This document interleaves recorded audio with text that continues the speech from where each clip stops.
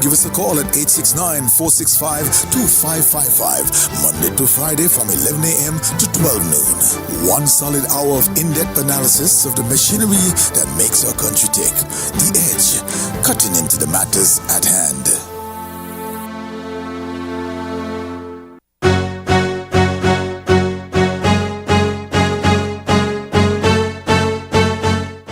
Good morning. You're joining us for another episode of The Edge. I'm your host, Roma Richardson, and I'm filling in for Devon Cornelius. You might recognize me from a different show on ZIZ, so you might be surprised to see me, but I'm so happy to have you all joining us for another conversation. And I'm also happy to introduce my guest, whom I'll ask to, tell us a little bit about himself and his purpose here today before we get started with our conversation. Absolutely. Thank you very much. So, Calvin Sejus, the Executive Chairman for the Citizenship by Investment here in St. Kitts and Nevis. It's an absolute pleasure to be here again. Feels like deja vu, but actually I think we have some exciting news to share. The CBI here in St. Kitts and Nevis is about to embark upon its 1-year anniversary as a statutory corporate body. So I'm looking forward to share some of the exciting things we're doing. Sounds good. Thank you for joining us for this conversation. So 1 year on, as you mentioned, what stands out for you as the biggest achievement since becoming a statutory body? Yes. So, it almost feels as if it's 5 years. Because once we became a statutory body, what that did, it gave us the opportunity and the independence to transform the St. Kitts and Nevis CBI into more of an institution that we classify as world class. Once we began this journey, we began with the core focus on transparency being a testament of part of the core, as well as accountability.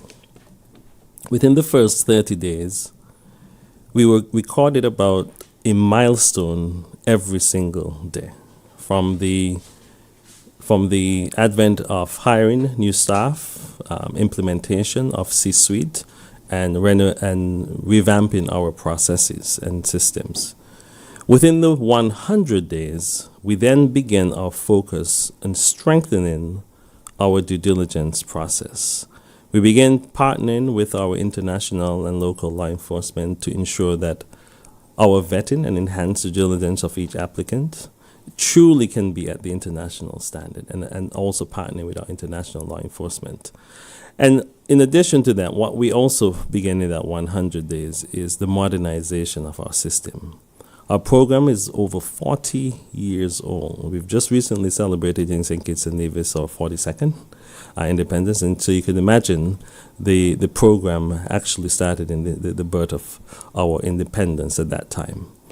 And what we have been able to do, being the first in the CBI industry, we were the ones who created it. So every other CBI that comes after in the world was modeled off of what St. Kitts has done. This tiny little country here in the Caribbean. And so in that 100 days, we also recorded over 169% increase in our applicants. Because at that time, the program was actually going through a volatility moment. And so we came in with a very clear focus that we will transform. We will ensure we build the global confidence by our investors and our international partner. And I'm actually here to even proud to say we have just recently been ranked number 1 again across all CBI programs in the world for the 5th time. And being number 1 isn't easy because you're now competing with yourself and then you want to stay there. And the fact that we've been through such a volatile moment and the international market remained confident and has attracted more in terms of what they have seen, what we have done in St. Kitts and Nevis, true testament of what we have been able to achieve in just that 1-year anniversary time frame. Okay, so considering that, our program is one of the oldest in the world, a lot of times the question So we know what benefit it brings to applicants. Yes. But how has this transformation benefited the people of St. Kitts and Nevis? So one of the core sentiment that we tend to forget is that our CBI program is here to serve the citizens here in St. Kitts and Nevis. And when I took over, that was what was clearly a message that the Prime Minister wanted to ensure that it impacts. Not only that we have the opportunity to allow investors to become part of this journey here as being a citizen of St. Kitts and Nevis, but that those investments can truly trickle down and be felt within the society. One great example is the most recent affordable housing project on our public benefit option that we have. This has already begun in motion. Construction has already begun in the areas like St. Peters. And this is going to provide up to over 100 families homes in terms of benefiting those who otherwise might have had some challenges. And I did discuss a little bit in the last time I was here. But it isn't just about providing, what we call roof over one head. This really is about building future. The investment that our international investors have trickled into provided into the program, we need to feel it. So these homes really are going to be for the middle, lower tier families who now have a pathway for home ownership. And this really puts them in a stronger position for future generation. And the good thing is this is being done here within by our local contractors. As I said, it's already begun. A team has taken pictures as we go up to that area. It's done through our National Housing Corporation. And this really truly is the bedrock of what we call economic empowerment. Now, one key thing in addition that we're doing as part of our 1 year anniversary, we are going to launch a new small business grant program. And what this is aimed at, this is really for our grassroots economy, the individuals who otherwise may not have the opportunity to get access to certain type of fund. And so we wanted to ensure that people can actually begin feeling the benefit of this program that truly is their program. And this initiative is going to be for everyday entrepreneurs, especially those who previously have been struggling to secure fund. They will be able to access financial support and also various tools to ensure that they can thrive and become a true small business.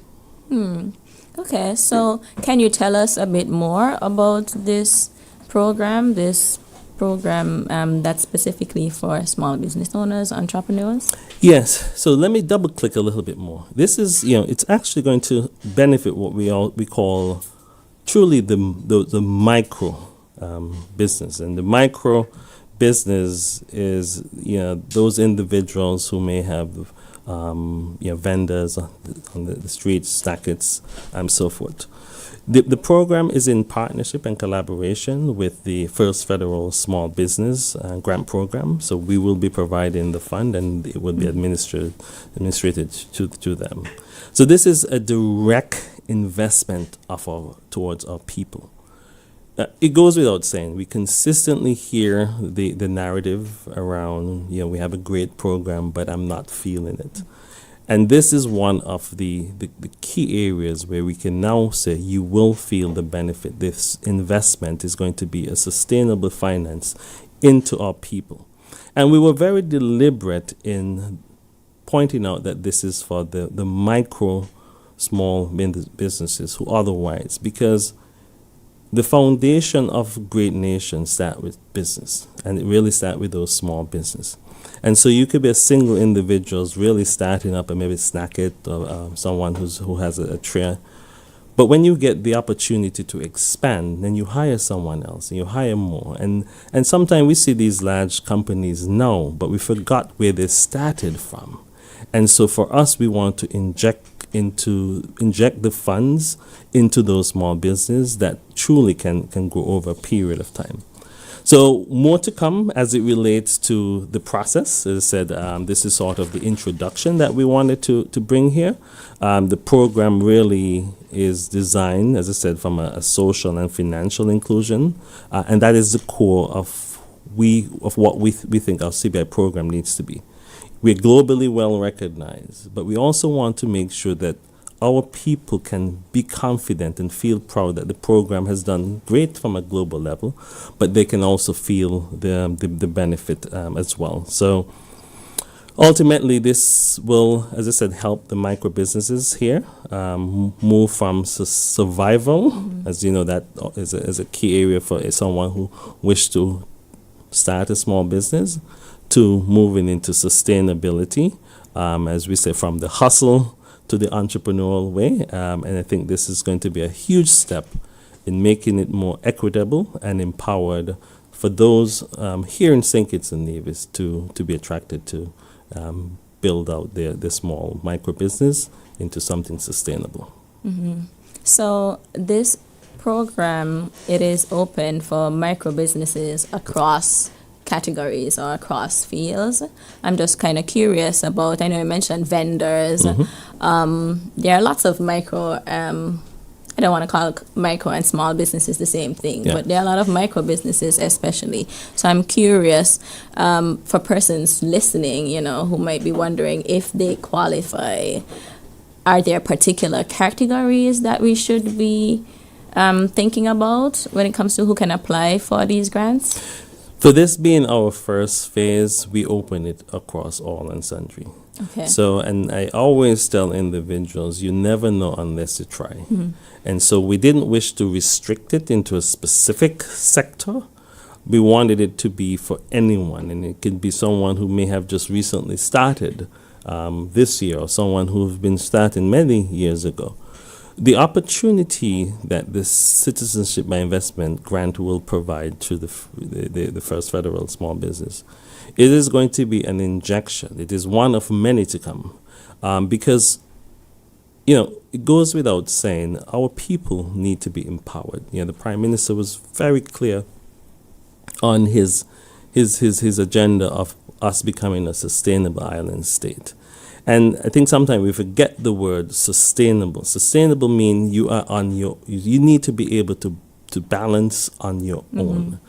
And sometimes getting there needs a little help. And I think this is one of the areas we are starting the program. And, over the 1 year of being focused and being deliberate, against all the tailwinds, against all some of the challenges that we had to. And so we built the program back up to number one, where we're no longer the ones reaching out to say, please come here to St. Kitts as a CBI program and provide that level of investment support. People are now knocking on the door, and we're at the point where we are so selective that we want the right investor to be part of our program. And so when that investment comes in, it's used in the most appropriate way. It's used obviously at the national level, providing roads, school support, all the various projects that we have. But then at the end of the day, we also want to make sure that the regular person on the street can feel it. And individuals. Absolutely, because they're the ambassadors.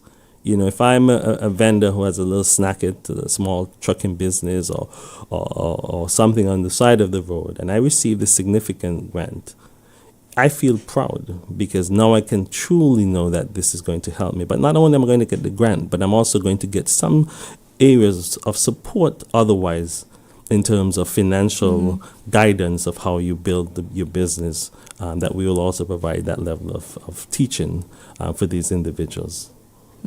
Perfect. Okay, GQ, let's take a short break here, and then we'll continue our conversation with H.E. Calvin St. Just about the CIU and its first year anniversary. So stay tuned.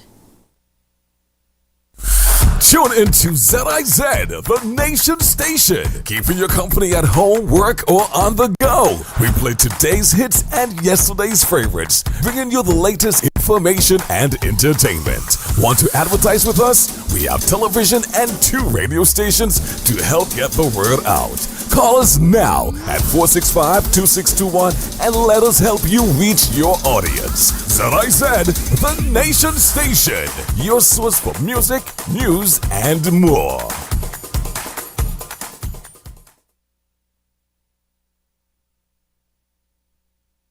This September, Eyes First is looking out for the future because bright eyes make bright minds. For the kids, free eye examinations all month long, plus 50% off frames with the purchase of lenses. For our amazing teachers, enjoy 25% off complete glasses because the ones shaping the future deserve the best vision too. At Eyes First, we believe kids are the future and teachers light the way. Let's make sure everyone sees it clearly. Visit Eyes First in the Cable Building, Keon Street. Call us at 465-5332. This hurricane season, be outright prepared with BOP and win one of 3 $1,000 grocery vouchers when you purchase any 2 BOP 400ml products. To enter, write your name and contact details on the back of your receipt and drop them in entry boxes provided. Entries close September 30th, 2025. Be outright prepared this hurricane season and win one of 3 $1,000 grocery vouchers with BOP. Distributed by Rams Trading. The views and opinions expressed by participants and callers during this program are solely their own and do not necessarily reflect the views, opinions, or policies of ZIZ Broadcasting Corporation, its management, or sponsors. The station accepts no responsibility for statements made.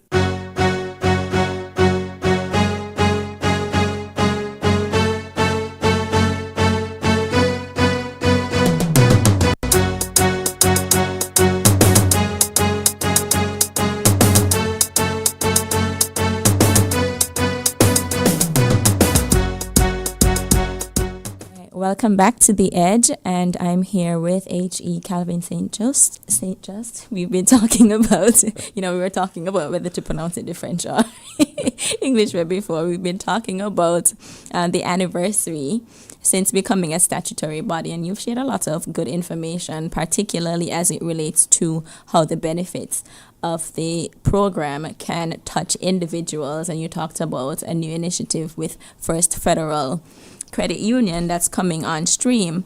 So I'm curious because there's often a perception that the Citizenship by Investment unit primarily serves international investors and doesn't really directly support local citizens. I mean, you've shared some information to show otherwise, but how would you respond to that perception? Yes. So, there will always be an element of fill in the blank if you don't share the information. And when I took over this role, that was very evident in terms of us doing a phenomenal job on the international front. But here locally, we have not been able to really get to a point where we can provide the information. One of our core pillars, I should say two is transparency, but the second one is about communication. And so in absence of the relevant communication, I think people will create their own narrative. Citizenship, our program, as I said, has been in existence for 40 plus years. We have very, very known individuals who carry our citizenship around the world. And it is a privilege for an individual to have access. And so with that, there's always the element of, well, what is happening behind the scenes. And what I always have to help individuals understand, our business is global. And our investors are not here in St. Kitts and Nevis. And so our conversation and dialogue are outside St. Kitts and Nevis to ensure that we attract the right investors. And sometimes, unfortunately, when you're not providing as consistent information, people create their own. The program, as I said, has, we see the benefit of it, but sometimes it's not taken into consideration because we don't speak openly around it. For instance, we have the LIFT program, the livelihood improvement for families transformation. We provide the investment for that. And that is funded through CBI resources. And that supports vulnerable families really by helping them meet their daily needs and challenges and provide that stability. But again, we're not on the front page talking about that. The other area you may be or may not be aware of is the Budget Boost wallet that recently launched. That's much needed financial relief for our citizens here in St. Kitts and Nevis, particularly in the wake of the economic challenges. We provide these resources for those, funding for those. And those touch the lives of everyone indirectly. And so, but we're not on the front page sharing all of that. The roads that you would have seen, many people have traveled through, even in the regions, and they talk highly about the great roads that we have. Those are funding.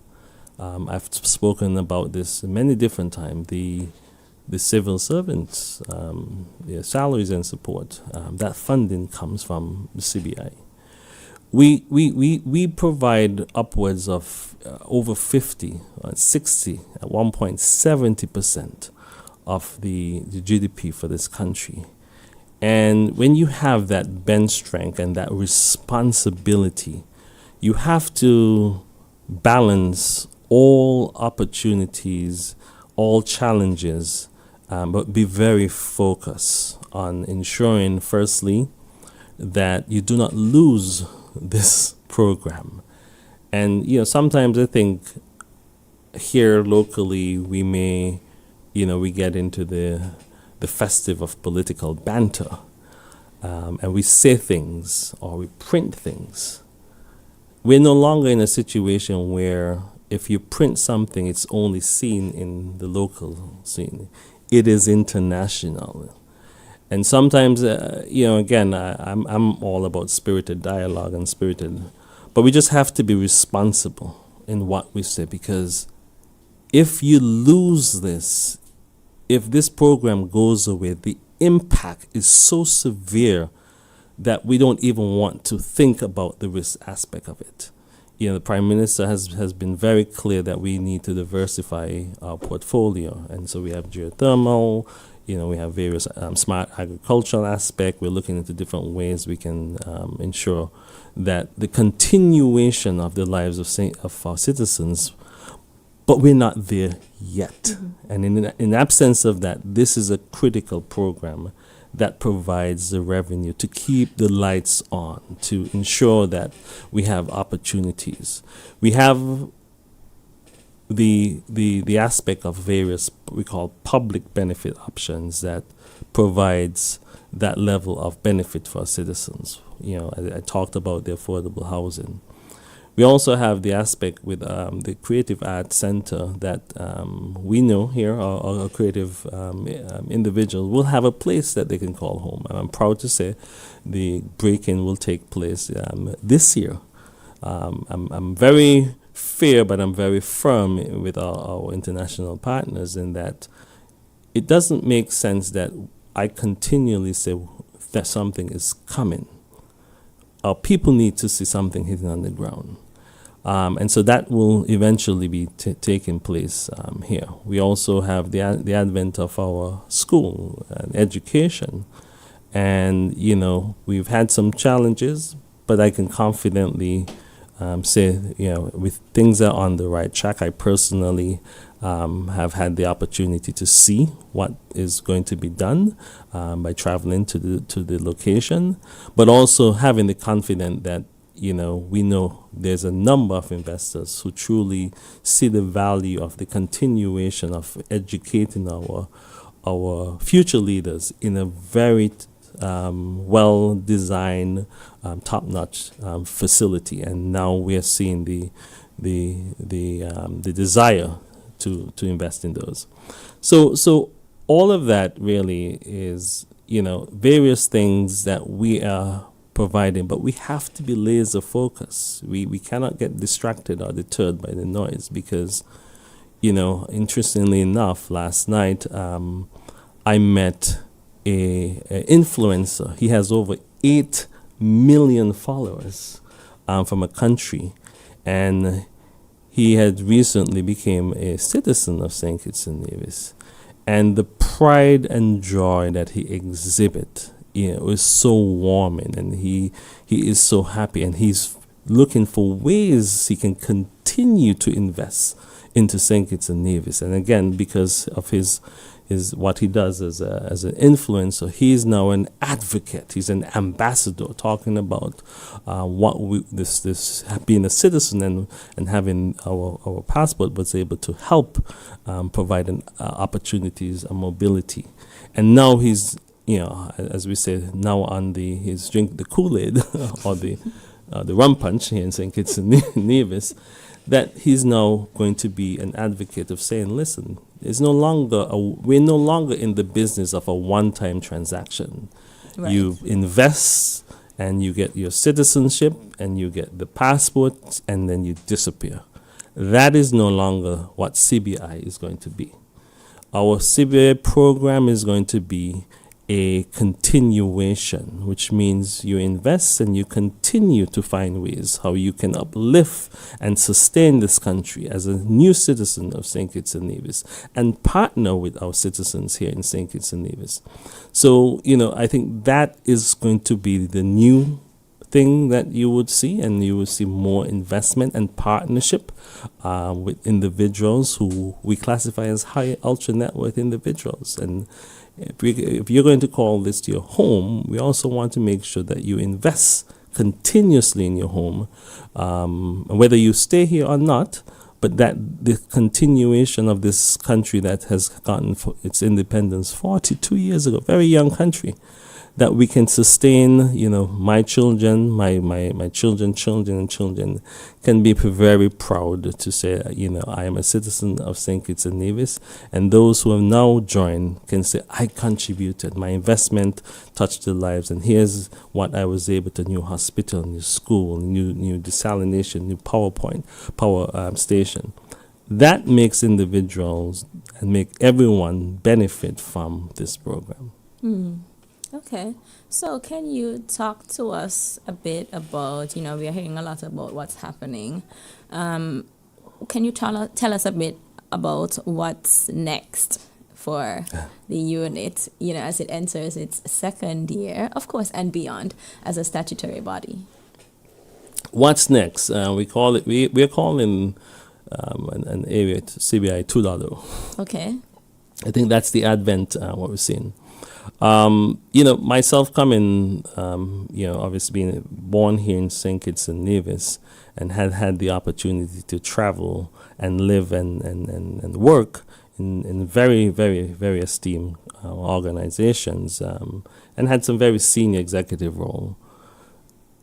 We have talent among us. And, some of us, we go out and we've done exceptionally well.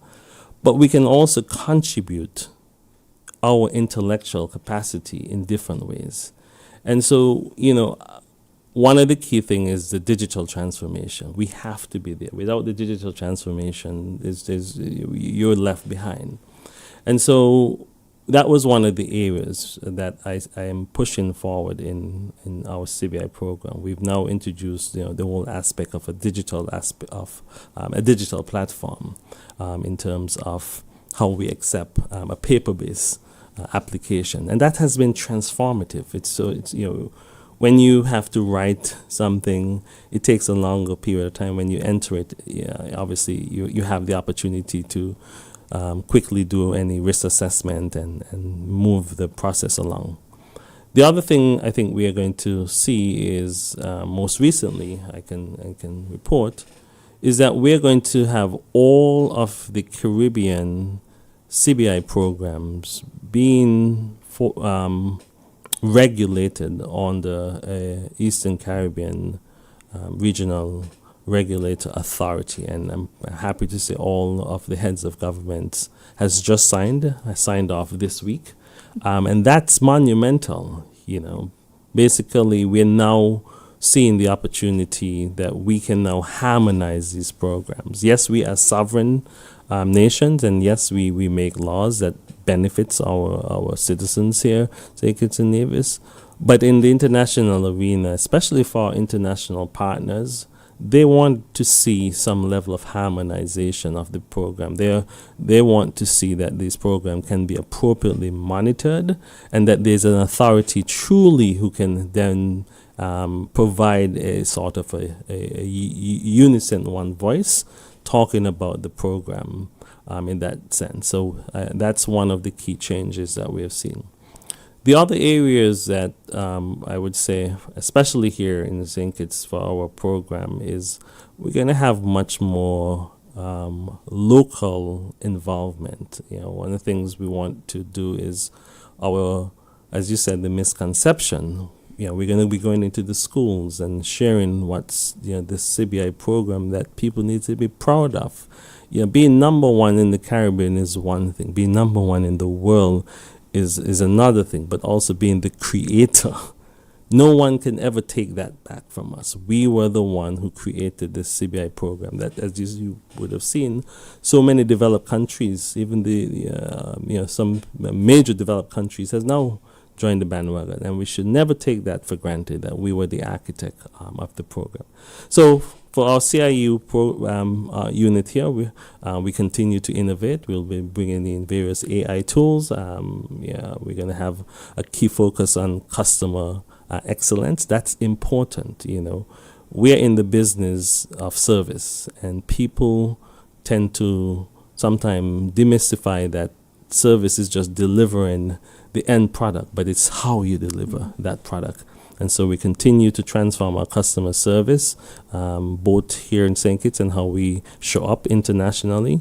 But also, we're also going to revamp our processes to make it much more faster, and making sure that we continue to partner, most importantly, with our international partners who afforded us the opportunity to have access to their borders. And so we want to make sure we are protecting, firstly, our borders, and then by doing the various due diligence, we are and vetting and partnering with the international partners, that we are protecting their borders so that they can have confidence in the program, and they can say, okay, I'm comfortable giving you the special privilege with your passport that you can enter into our borders without all of the various paperwork that's required, getting visas and so forth. So we'll continue to ensure that's done. And then lastly, what I would say is, as I indicated, the introduction of this grant, this micro grant in partnership with First Federal, that we would do. More and more of these things will begin rolling out. But, I'll close with this, is where we were then in prior 12 months to where we are now, it truly was a teamwork. It was a teamwork by, firstly, obviously, I have to give appreciation and compliment to the Prime Minister, the head of the nation here, because foreseeing and bringing in a citizen who would have had the experience and then giving me a very tall order based on where we were, that's foresight, but also making sure providing all the relevant guardrails to support it. And then obviously the staff and leadership of the CIU, they have been through a journey. As we said, we're celebrating being a statutory corporation. And before we became a statutory corporation, we're a government entity. And so unfortunately, what we had to do, we had to close that business down. And when you're closing that business down, everything got closed. And so we had to make some tough decisions. And then we began the rebuilding of our statutory corporation with individuals who are now confident, who feel proud of where they were. We have a new location. It's a world-class location in terms of how we've actually built it out, where individuals are proud to show up and demonstrate their benching. So I say all of that to just indicate, so much more is to come. The advent of making sure that these projects that we send on our Citizenship by Investment program, firstly, they get completed. That is important. And they get completed accurately and with confidence that the investor has done something right. Mm-hmm. Thank you so much for joining me on today's episode of The Edge, Mr. St. Just. It was an extremely enlightening conversation. I appreciated all that you shared, especially about the connection to the people, addressing some of the misconceptions, and also really excited to hear about your plans to continue to reach out to and engage with the people, to answer their questions, to start from small. So I wish the CIU all the best in its second year, CIU 2.0 and 3.0 and 4.0 and beyond. And congratulations to you all, and I think congratulations to the Federation as well. Thank you so much for joining me on The Edge. Thank you. Thank you. All right, we'll take a break and then come back and continue our conversation today. For life's finest moments, celebrate them with Skol Premium Lager. Pure malt, pure class, pure perfection. Skol, class and perfection in a bottle.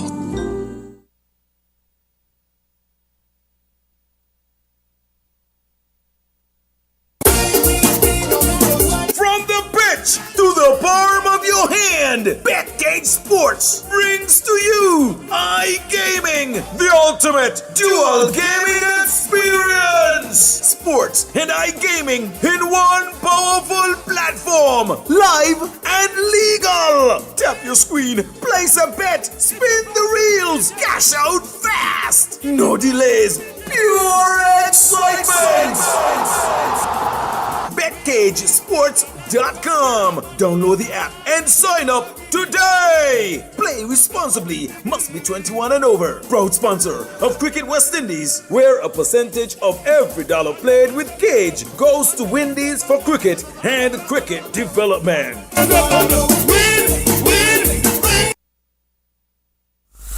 Tune into ZIZ, the nation station, keeping your company at home, work, or on the go. We play today's hits and yesterday's favorites, bringing you the latest information and entertainment. Want to advertise with us? We have television and 2 radio stations to help get the word out. Call us now at 465-2621 and let us help you reach your audience. ZIZ, the nation station, your source for music, news, and more.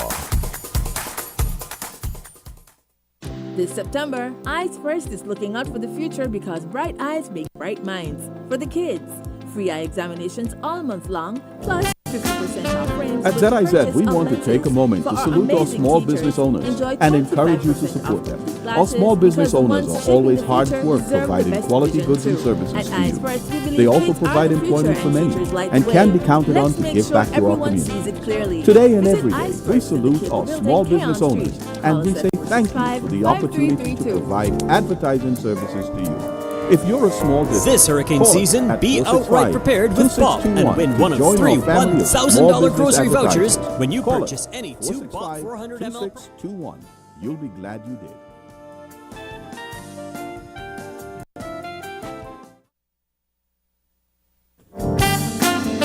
At ZIZ, we want to take a moment to salute our small business owners and encourage you to support them. Our small business owners are always hard at work providing quality goods and services to you. They also provide employment for many and can be counted on to give back to our communities. Today and every day, we salute our small business owners and we say thank you for the opportunity to provide advertising services to you. If you're a small business, call us at 465-2621 to join our family of small business advertisers. Call us 465-2621. You'll be glad you did.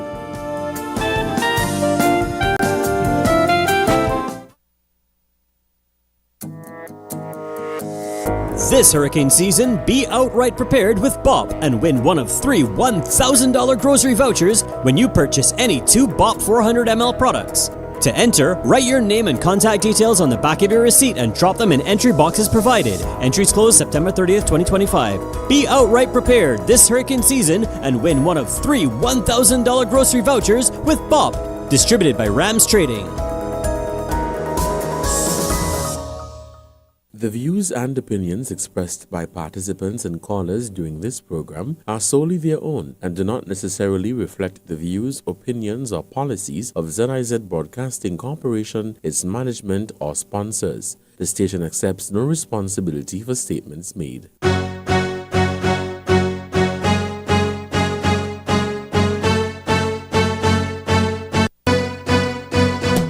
Welcome back to The Edge. You are tuned in to another conversation about what's happening in St. Kitts and Nevis, and we're talking about independence activities which continue. I mean, we're celebrating 42 years. I don't know what that's like to be.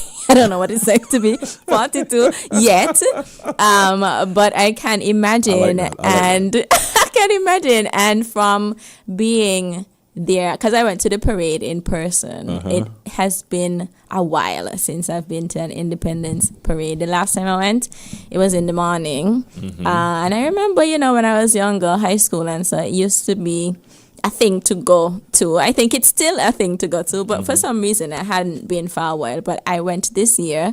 I went with my mother and my little cousin, nephew, and it was just amazing to witness. It was thrilling. It was all of those things, and I think there was something about seeing everybody in their patriotic colors. You look back at the pictures and you just see a sea of St. Kitts and Nevis flags, and you just it just felt amazing. And independence activities continue. So on that note, I'll turn it over to GQ to update us on traffic drill.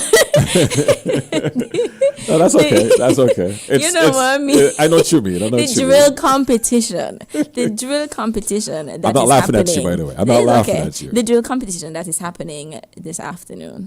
Well, outside, before we get into the drill competition this afternoon, I must say I don't have much information on that. I know a number of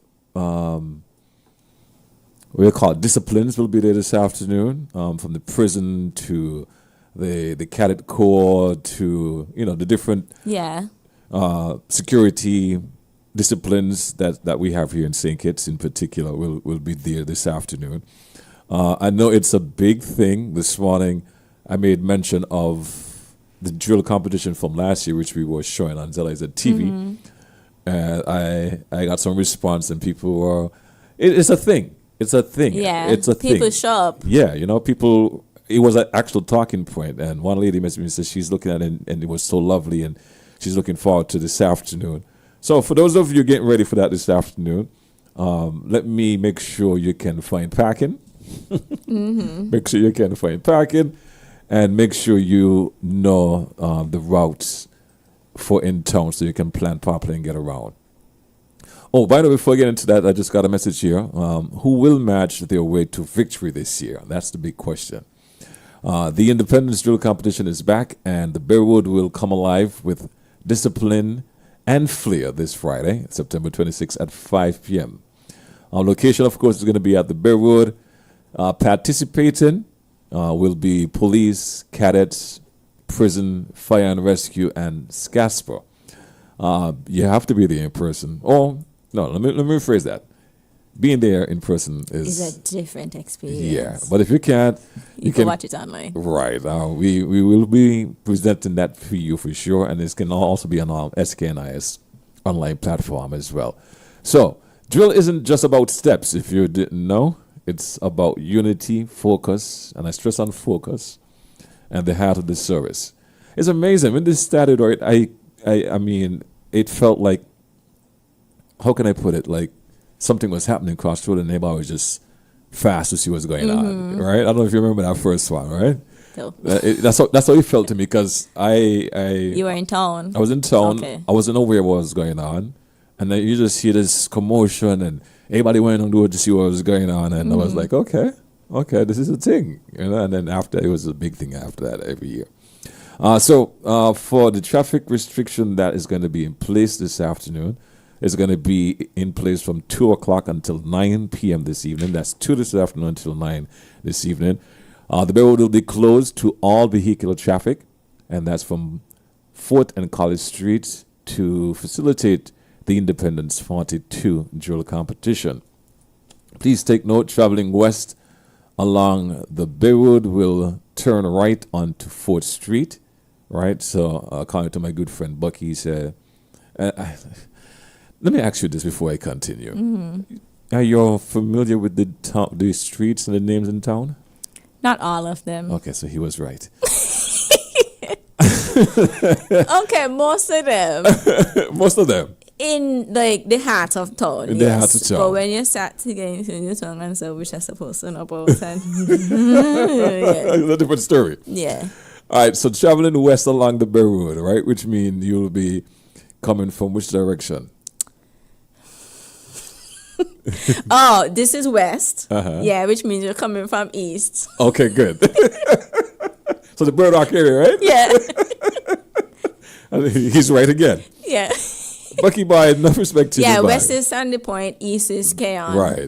Right. So if you're traveling along the Bay Road, west, you're coming from Burdock going into town, right? Mm-hmm. Okay, good. So you'll be able to make your right onto 4th Street. Okay. Right, so that means you'll come down the Bay Road. Able to go up.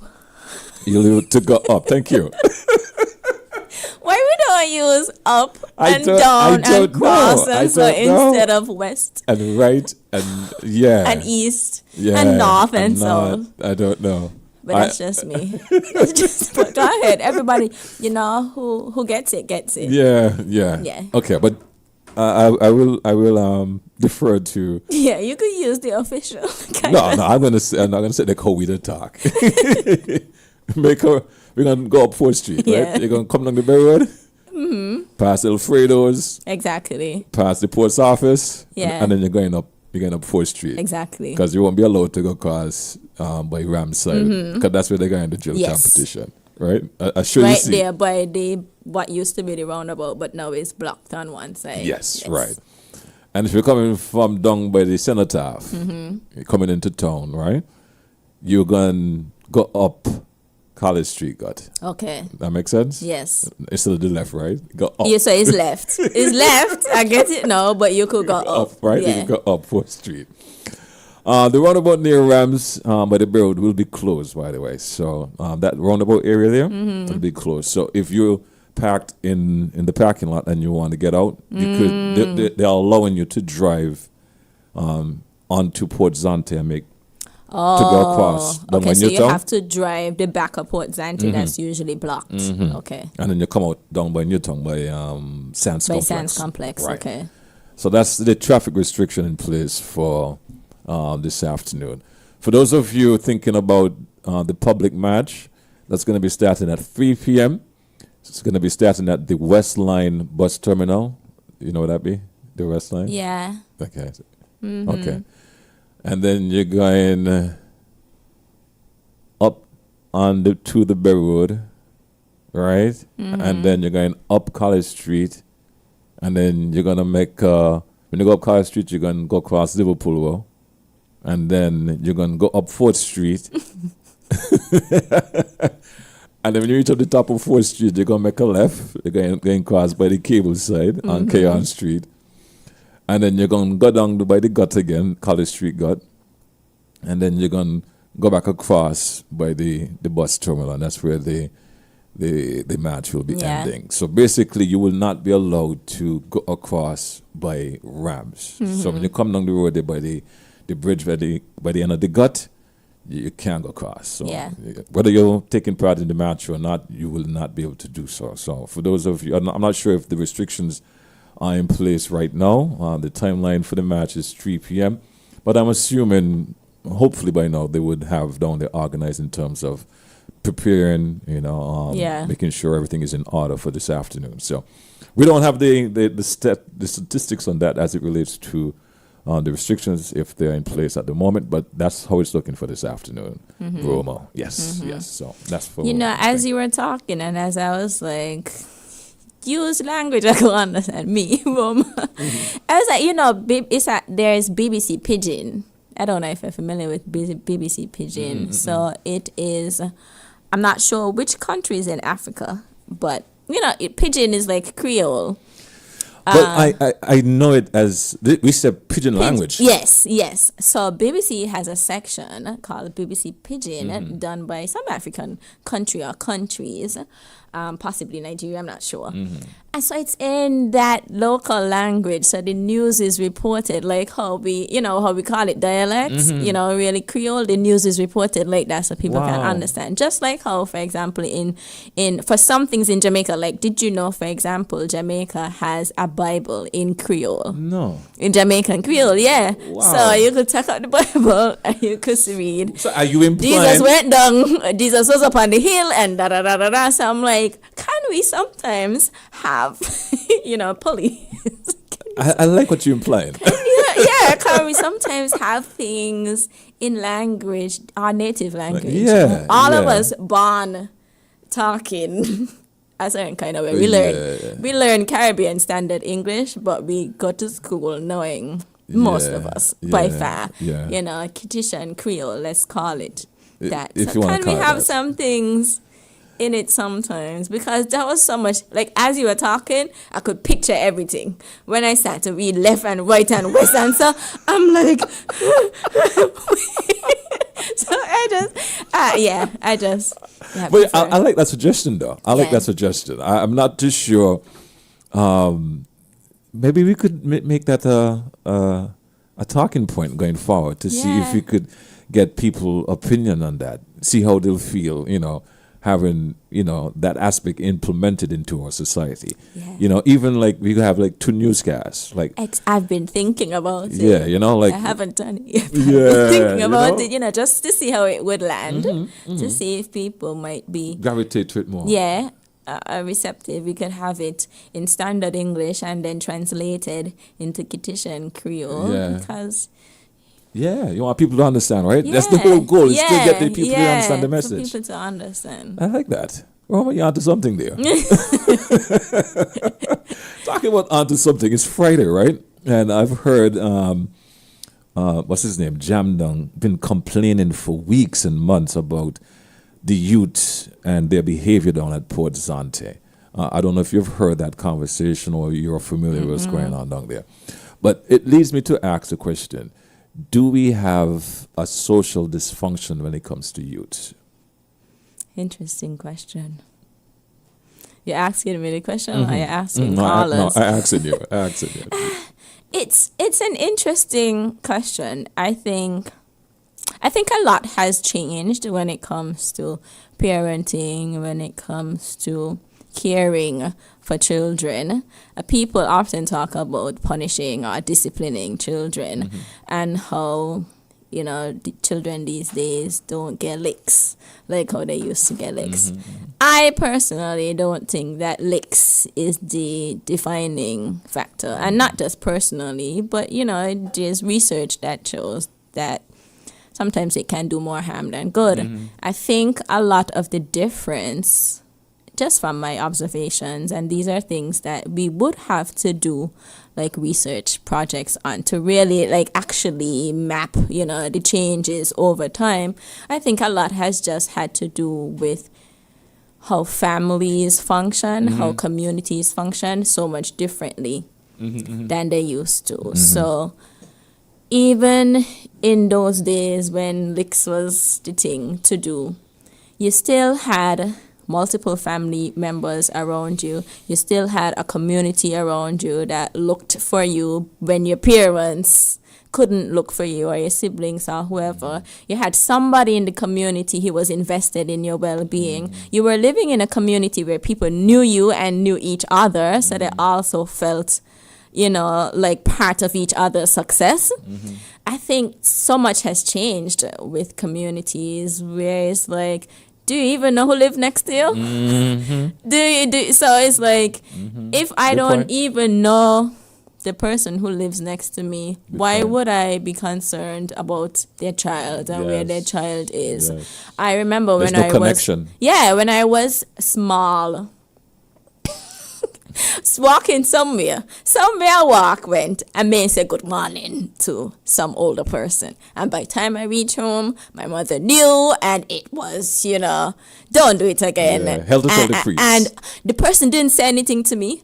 I thinking I don't know the person, but the person know me. The person knows me, and the person, based on the values of the community, feels like, I am violating, I'm not aligned with like what is going on. And so that kind of investment where it's like, I ain't living in the house with the child, but I know who the child belongs to, and I know that, the child's mother would have taught her differently to what she's displaying or so on. So it's like, if you see a bunch of young people over Port Zante, I think part of it too is like, the times that I see young people on the street roaming, and so I never used to be on the street roaming, and that's very surprising to see, because at a certain age it's not just your peers that you have to worry about, you also have to worry about your safety in terms of your interaction with other adults. So I think my mother was too afraid to have me, you ain't going nowhere. Yeah, like